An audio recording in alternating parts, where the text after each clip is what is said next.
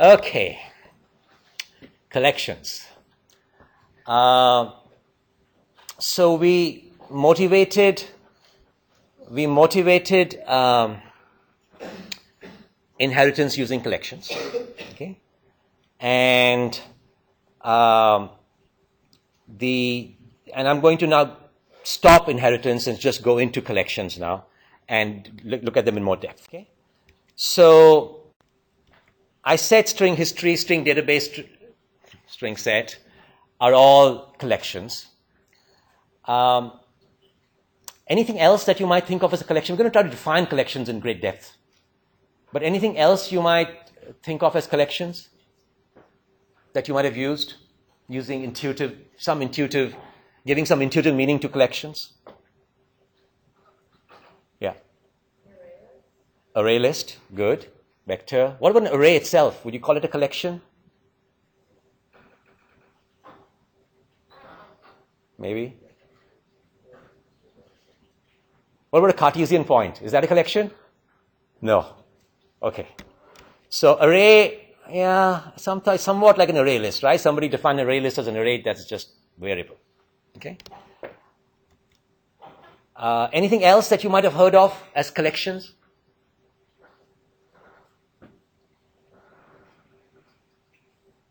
Some data type that's often used in computer science. That's sort of like a list. Yeah. A linked list, that's good. A map, I would call that a collection also. Good. Stack, that's used a lot. And if you think of stack, another word that comes along with stack is queue. Okay. So these are collections. Okay, so what are collections? Well, a Cartesian point is not a collection. Okay, so to understand collections, we have structured types and we have atomic types. Collections we know are structured types. Okay, so, the wrapper class integer is not a collection. We know that. Okay, that's not even a composite, a structured type. So, we have Cartesian points and we won't call them collections. We'll call, so instances of structured type decompose into one or more smaller values. We'll call a string history also as, I should have said a string history here, as a collection. Okay, I got these two reversed. So they're composite types. So what is the difference between a string history and a Cartesian point? What's the fundamental difference that makes a string history a collection and not the other way around? Sorry. It makes it a structured type. That makes string history a collection and Cartesian point not a collection. What's some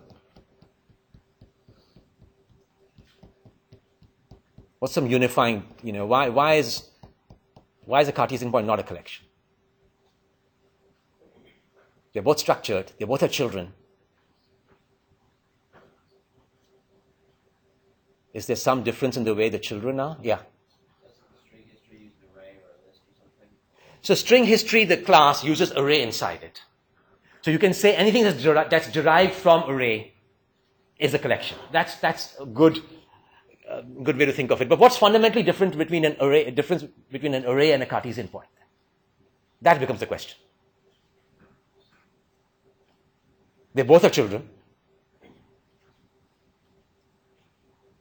So, yeah. I guess, a collection, you have a bunch of data or information that are all intended to be used for the same kind of goal.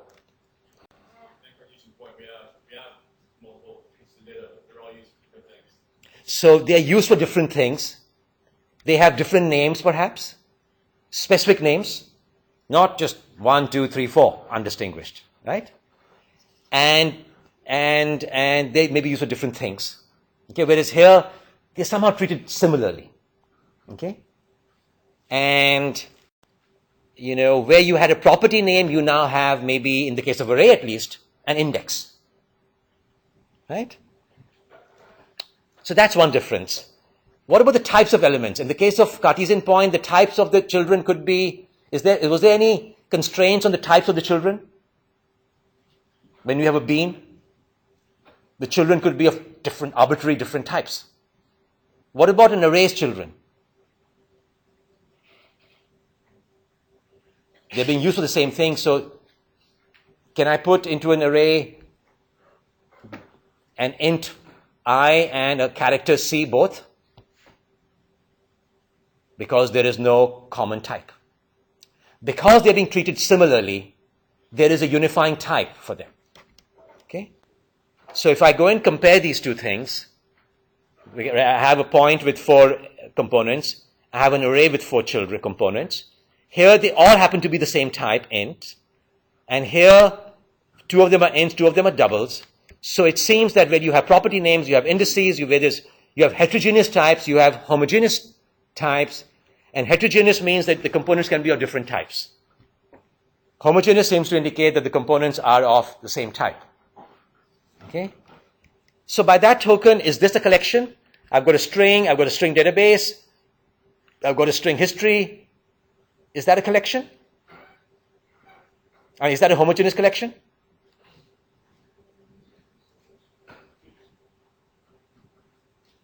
No? They're all objects. I have united them here. They do have a common type. When I went to character C and int 5, there is no common type for them. Okay? So I couldn't put that. So components are the same type, which can be a super type of the specific type of the components. Okay? So the actual elements you put in there, their types are special cases of the type of the collection. Okay? So when you define a collection, when you define the collection, you go and give at the collection level the type of the elements, and the elements must conform to that. Okay? Whereas when you define a bean, you're just saying, okay, this, whatever. And they all have separate functions, separate names, they can be different types. So that's a bean versus array. We haven't quite figured out what a general collection is, but at least we understand how an array is different from a bean, and maybe from there we can go to a collection definition. Okay? So what is the ramification of that? When you have a program fragment that accesses some child of a composite type, okay? In the case of beans, a program fragment can be used to only access a certain kind of property. I can't use this, when I say get X, I can only get the X property in this particular expression. I can't get the Y property. Okay, so you can't just interchange, and you can't use one piece of code that's accessing one kind of component to access another kind of component. I want the Y, I have to write point.set Y, point.get Y, or if I want to set Y, I have to go and say point.set Y, I can't say point.get Y, set Y, X. Okay, so you can't go and use the same program fragment for different components. Okay, in the case of an array, I have this program fragment which is accessing some element of the array. It can be accessed sometimes to access 0th position, sometimes to access the first position. It can be used to access any of the elements. So one program fragment can be used to refer to all the components of the object, depending on what's some variable in that. If this is an expression, I can just give it different values, and I can go and access different elements that way. Okay? So that's a fundamental difference. That is what we're going to call a collection. A collection is something whose elements can be accessed interchangeably. That means you can write one piece of code to access any element of that collection. And if you can do that, if you can do that with some structure type, then that structure type is a collection. Okay, so if one piece of code can be used to access any component of a structure type, then that structure type is a collection. That's a very general definition that will be used for stacks, queues, maps, whatever. And it so happens that in the case of arrays, I'm explicitly specifying which child I want. Okay, in some collections you don't explicitly specify, you just say the next one.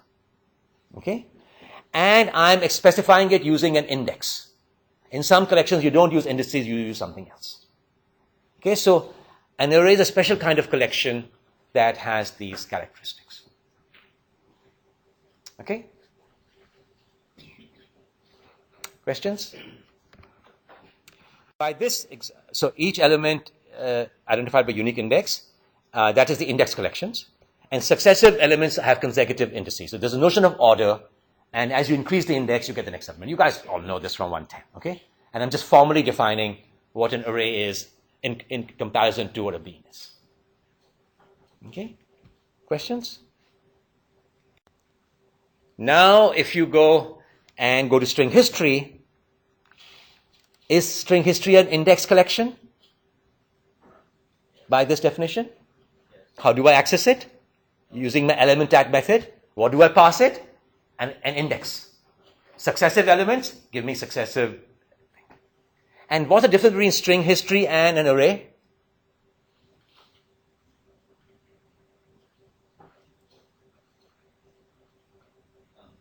String history is mutable. String history is mutable. So is an array. I can change the first element. I can change the second element once I have. It's dynamic. Okay? So it can grow. And in the case of string database, it can even shrink. So the size of the collection is not constant once it's created. Okay? That is why we had to define a new type, and array didn't quite do our job.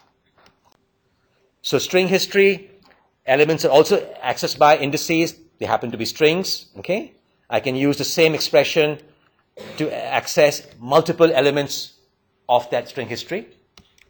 And but string history versus array, after creation it can grow. In the case of string history, only grows. It can, in general, the collection could even shrink. And of course, string history happens to be programmer defined. We defined it. Array is defined by the language, and that's not important here. It's important here only because the syntax for accessing string history is different than the syntax for accessing arrays. You have subscripts, and you can just use square brackets, and you can't do that with string history. Okay? So we have static structures, and beans, arrays have fixed number of elements. Though you can take an array variable and assign it arrays of different sizes, once an array is created, it can't change its size. Okay? Whereas dynamic, you can think of the logical structure, and think of logical structure having edges.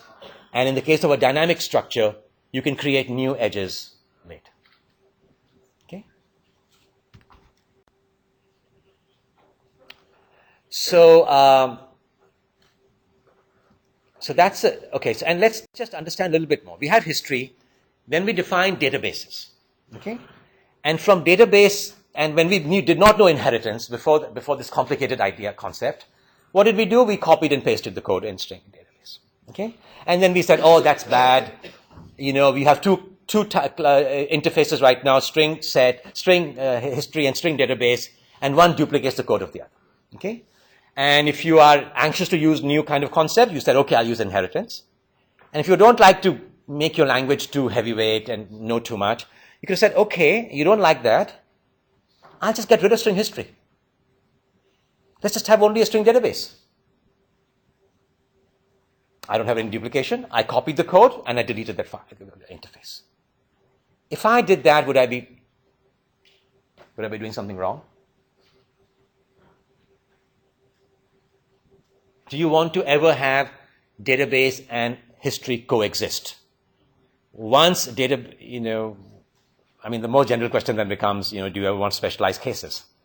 But in this case, tell me, because people make this kind of judgment call often. And they'll say, oh, we've got a more sophisticated collection type, so why do we need the primitive one?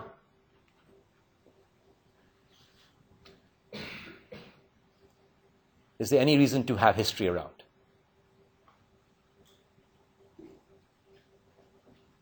If I extended a point to a mutable point, do I ever want the point to be around, the original point to be around? I have more power, yeah. Maybe if you wanted to make a different specialized case later on, other than database, you kept just the history to give you a base to work off of. Okay, so maybe the string history becomes just like this abstract class we're keeping around, and maybe it can be used to create a separate type, which is a string history but not a string database. That's a good answer. Any other answer? Okay, let me ask you this question. We have all these modifiers, public, protected, private, default. Why not just make everything public? That's the most flexibility. Isn't that like making this string database that is the most flexible collection that we have between string database and string history? String database is more flexible. So why do we sometimes constrain things? Why don't we make everything public?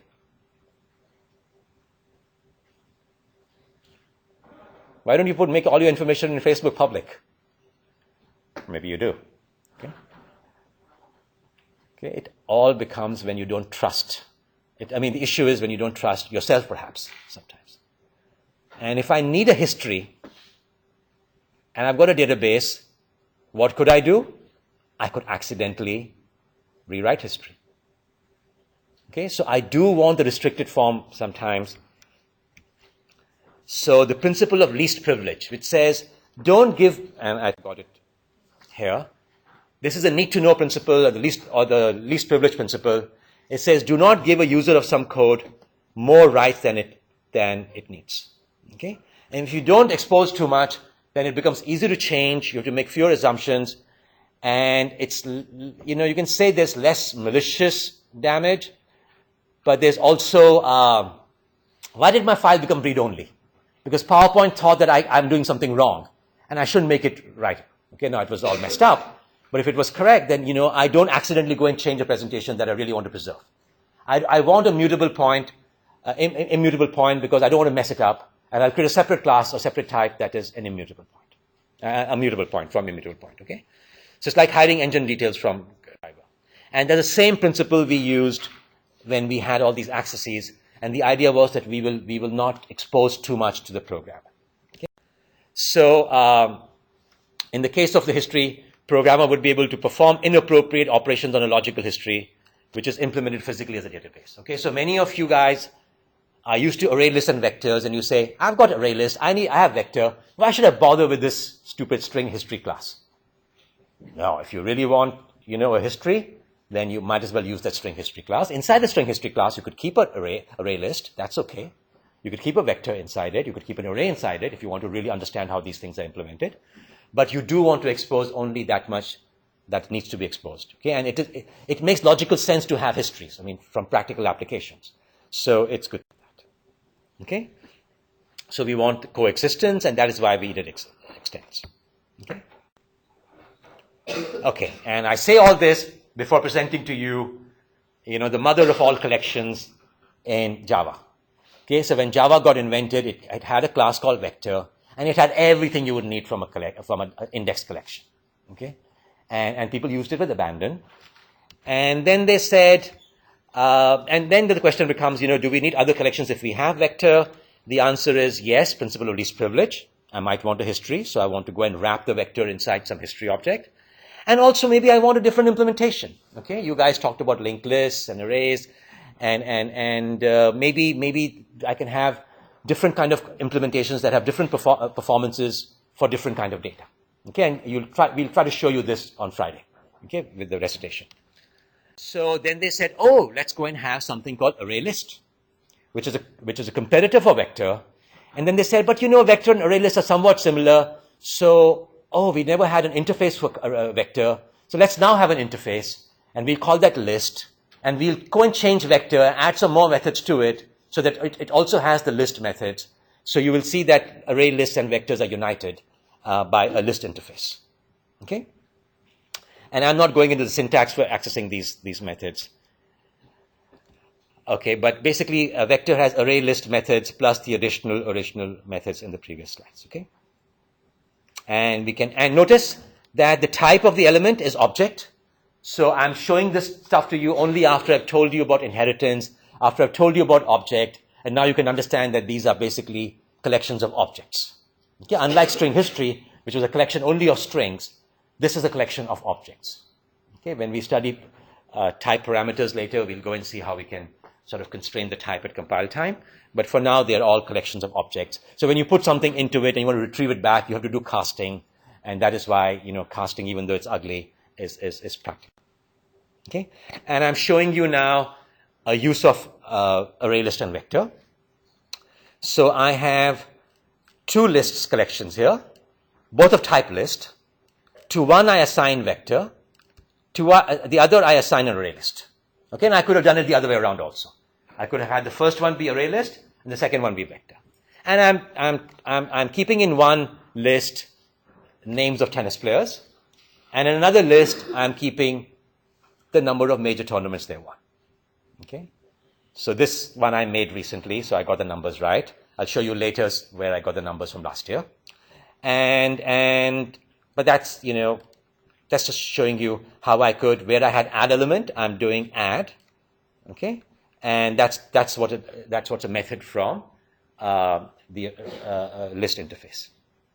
Okay, so you guys understand the usage of array lists and vectors. They're both lists, and there are methods in list that I can use for either. Okay. Now this example, I was very deliberate in making this example. Okay. So what am I really trying to do in this example? It's not a random use of array list and vector, right? I'm somewhat deliberate here.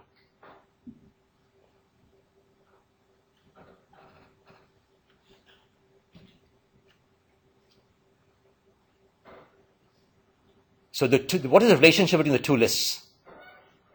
One of them has the players and the other has how many Grand Slams. So what am I trying to do? I'm trying to associate Grand Slams with the player, or associate two lists together. I'm trying to associate a name with the value. Okay, what did we do with other collections? We were associating indices with values. Now I am associating, in this example, strings with values. And if I do such a thing, I would have what kind of collection? Somebody mentioned that collection earlier in class. A map. Okay, I'm going to call it a table. So indexed element, each element is identified by a unique index, and successive elements have consecutive indices. Each element is identified by a unique object which we'll call the key. It so happened that our keys were strings, and often keys are strings. But a key could be any object type in Java. Okay, when we define the collection table in general. Okay, and in your project, can you guys imagine why you might need a table of this kind?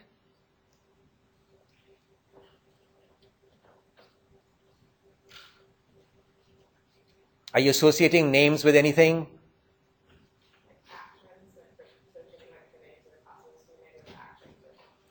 So, and the actions are like move or, yeah, and we'll do that. Actually, that's one thing. And what other names are there? Real names? The names of the knights with the avatars. You want to say move Arthur. You don't want to go and figure out, give the object, because object editor is going to get very confused if you want to pass it an object which is tied by an interface, as it turns out. So you want to just tell object editor, please move Lancelot to this position.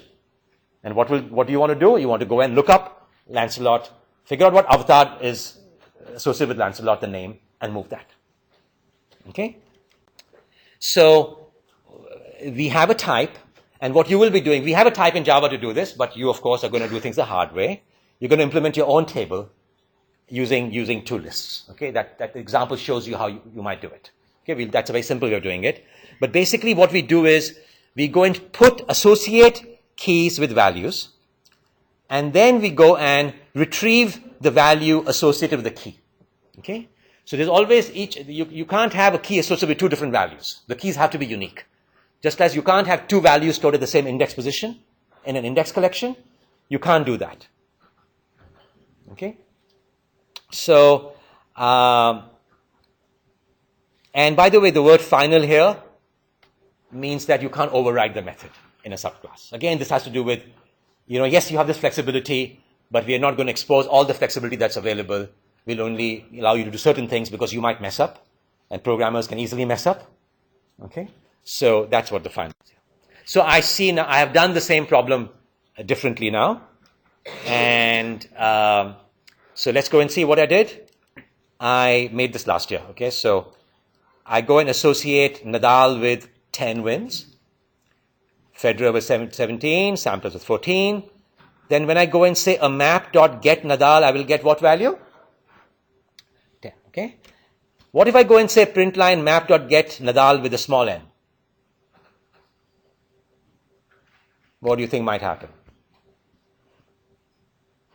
So the question is, are these the two same value? Are they the same objects? No. They're different keys.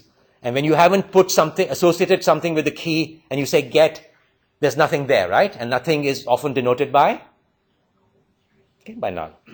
Now I have already put a value and I can re-put a different value, 11 now. Okay? And now when I go and say get Nadal with a capital N, I'll get the last value I put. Okay? Forget that last statement there, edit map. Okay, so I get 10, null, 11, and I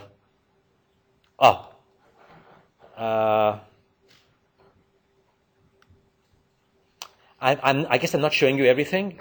Am I printing the hash map anywhere here?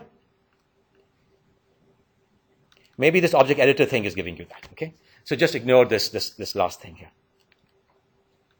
Okay. Questions?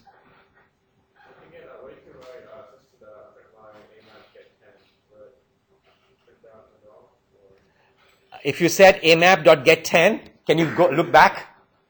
Yeah. Should it say Nadal at that point? Should it? I don't know. So the keys are supposed to be unique. If Nadal has 10, if Nadal gets 14, okay, which is what he'd like to get, and Sampras has 14, and now I say get 14, which one should you return back? Sampras or Nadal? Okay? So the keys are supposed to be unique. The collection of keys is a set. The collection of values is a list. And I can't always do a reverse lookup. If I want to really do that, I create two hash maps and I go and associate 10 with, but it won't work because it's not as if, one player has a monopoly on the number of Grand Slams. Okay? Everybody would have, so lots of us have 0 Grand Slams, right? So, questions? Yeah, I'm not showing the whole, something's, okay. Okay, we have 3 more minutes. Let's just, so collection is a program fragment that can refer to any component of the composite object. Index collection is a component referred to explicitly by int expressions, which are indices. And table is a collection where the component is referred to by object expressions. Okay, strings, whatever. Could even be integers. In both cases, we are doing explicitly. We've already mentioned this collection before, but is there a collection where the component of the collection is not explicitly indicated? You don't go and say this one.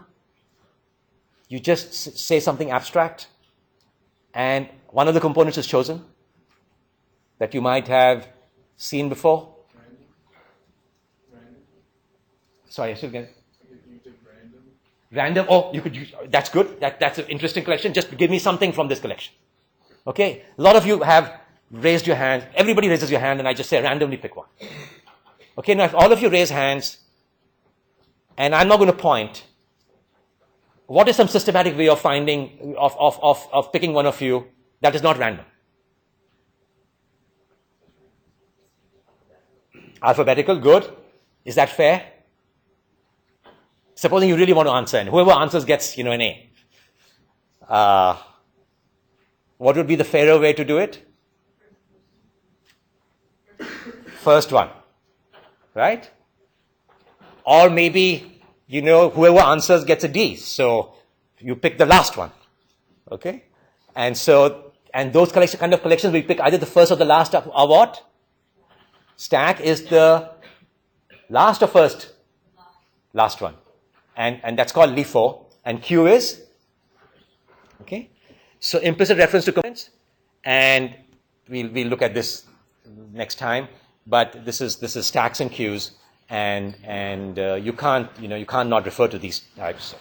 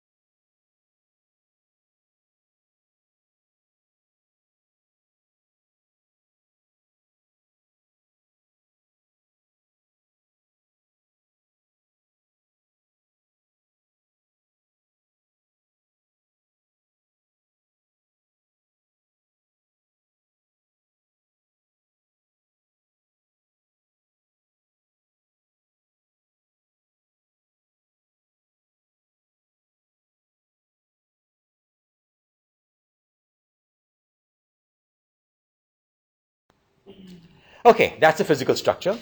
And we can similarly create nodes and edges for a logical structure. And now okay, so now the edges are what? The edges are labeled by what? There the edges were labeled by instance variable names. Now they're labeled by property names. So our point has 4 properties rather than 2 variables. Okay? And of course types, the primitive types label it. And here I didn't use Cartesian point. I used point, which must mean that for an object value, we label the node by not its class, but its interface, if such an interface exists. Okay? Because the interface is the one that is being used. The public methods are being used, basically. If the class has no interface, we can just use a class. Okay? But the point is we're going to look at its properties rather than its variables. Okay? So now if I give you an object and I tell you draw its physical structure or its logical structure, you should be able to do it. Okay? So property name, interface class or primitive type of property value. Okay? Like I said, if you have an interface, use it. Otherwise, just use the class. Okay? If a class implements 2 interfaces, then again, you'll have to use the class. So you don't always have an interface to describe all of its components, in which case we'll just use the class. Okay? Questions?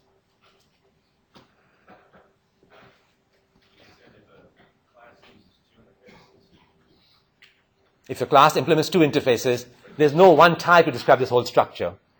So we'll then just go and use the class name here. Otherwise, if there is the point, you can always use a class name.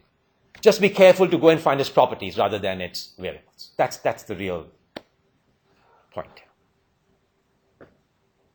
Okay? Questions? So structure types are complicated to deal with just because you just have so much composition. Okay?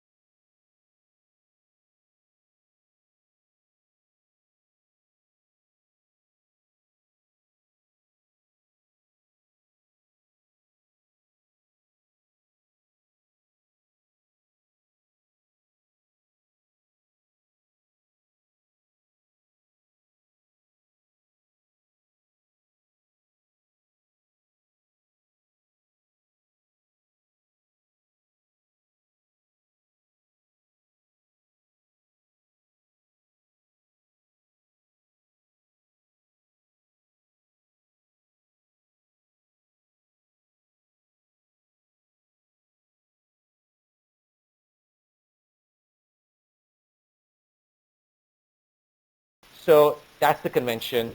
There's a vector pattern, and it's looking for some arbitrary type T. So this is important. Huh? The conventions, you could go one way or the other. I'll show you some other conventions pretty soon. But the fact is that whenever you have a data object that's going to be displayed in the user interface, we want to divide its methods into two classes, read methods and write methods. In the case of a bean, the read methods are the getter methods, and the write methods are the setter methods. In this case, we have a different set of read methods, okay, the element at and size.